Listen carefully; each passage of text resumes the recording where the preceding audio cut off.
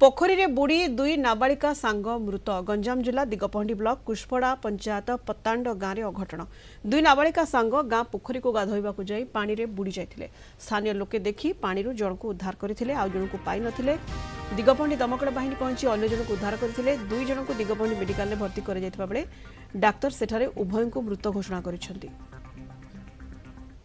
112 द्वारा खबर पाइलु खबर पाई देखिलु जे हठात आम जाई पहुँचलु पटाण्ड गाँ मध्य पहुँचलु देखला गाँ तो साइड रे गाँ मझिरे गोटे बड़ विराट बड़ पोखरी अच्छी से पोखरी भितर से दुईटा जाक झील बुड़की थे गोटा को से गाँ लोक द्वारा रेस्क्यू होता आउ गोटे आम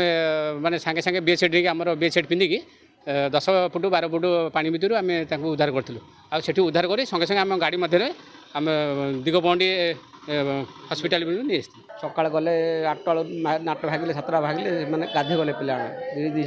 गाधे गले दी झील जाक गाधे से कपड़ा सब धोइले